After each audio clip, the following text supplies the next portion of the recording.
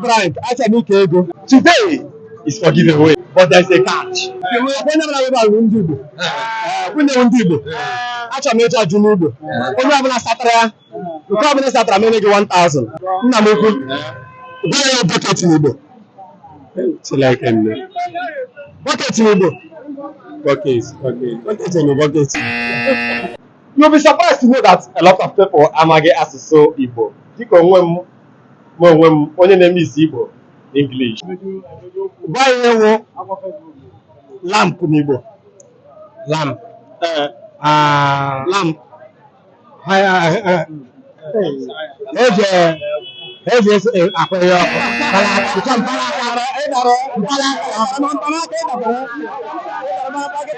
mba onye ọzọ one more person for 1000 naira one more person for 1000 chere one person for 1000 mama bịa mama nke a na-ebukwe gị aka mana nsogbu adịghị ka m jụọ ka ihe wụ kamera n'Igbo ihe eji ese foto ihe onyonyo gaa ihe bọket nwe n'Igbo eku mmiri traza lekwa ego gị anya ebe a traza iche uwe ụlọ ahụ ndị Igbo chọk edemede nzu. Somebody told you from the back.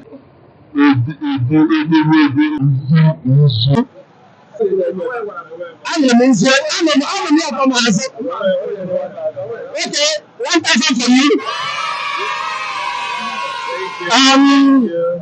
Okay, for the for from town.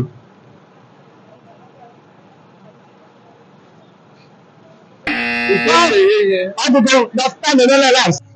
No people in Igbo.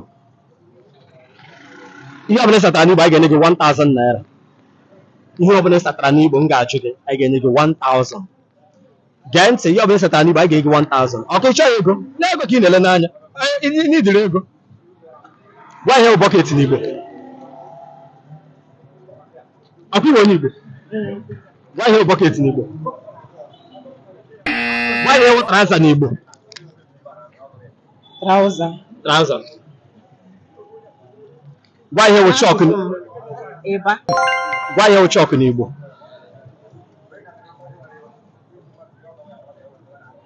Mama. Eme wụ chalk n'Igbo. It's not trouser gị n'Igbo. Ịba. Congratulations. Uwe onye Igbo. Aga m ego 1000 ihe ọbụla satara ugbu a. Ajọ ọbụla satara ugbu a aga m ego 1000 n'Igbo. Ihe ọbụla satara n'Igbo m ga-ego 1000. Ihe ọbụla satara m n'Igbo m ga-enye gị 1000. Good. Kedu bucket n'Igbo? Onye crayfish n'Igbo? Ọkwa ịgara ụlọ akwụkwọ? Ọkwa mere Igbo na school? Ịgba gịnị wụ chalk n'Igbo? Chalk, very easy one. Chalk. Mkpịsị ode. Bịa ka papa nyere gị aka. Papa gaa wụ chalk n'Igbo. Bịa ka papa nyere gị aka. Papa gwa wụ chalk n'Igbo. Ịgba gịnị wụ crayfish n'Igbo? Gwa ya bucket n'Igbo. Ihe ga-echọ mmiri. Bucket n'Igbo. Bucket n'Igbo. Bucket. That's what Joanna.